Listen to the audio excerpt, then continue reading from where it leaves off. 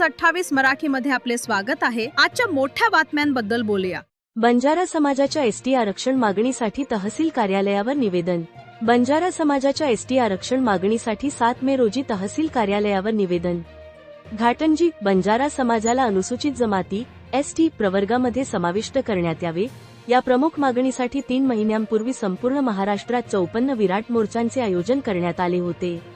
त्यानंतर महाराष्ट्र शासनाकडून अभ्यास समिती स्थापन करण्यात आली होती। मात्र समिती स्थापन होऊन 3 महिने उलटूनही समितीचे कामकाज सुरू झाल्याचे दिसून येत नाही, तसेच शासनाकडून कोणतीही ठोस कार्यवाही करण्यात आलेली नाही। या पार्श्वभूमीवर शासनाचे लक्ष वेधण्यासाठी गोरसेना राष्ट्रीय अध्यक्ष माननीय संदेशभाऊ चव्हाण यांच्या नेतृत्वाखाली व आदेशानुसार दिनांक 7 मे 2026 गुरुवार रोजी संपूर्ण महाराष्ट्रात एकाच वेळी 300 ठिकाणी जिल्हाधिकारी, तहसीलदार व उपविभागीय अधिकारी कार्यालयावर शांततेत निवेदन देण्यात येणार आहे। त्याच अनुषंगाने घाटंजी तालुक्यातही तहसीलदार कार्यालय घाटंजी येथे निवेदन सादर करण्यात आले असून समाजबांधवांनी मोठ्या संख्येने उपस्थित होते असे आवाहन आयोजकांकडून करण्यात आले आहे।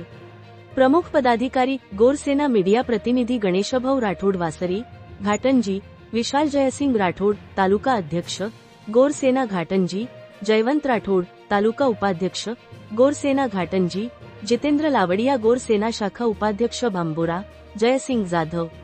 इंडिया न्यूज 28 यवतमाळ जिल्हा प्रतिनिधी नितीन पवारची रिपोर्ट।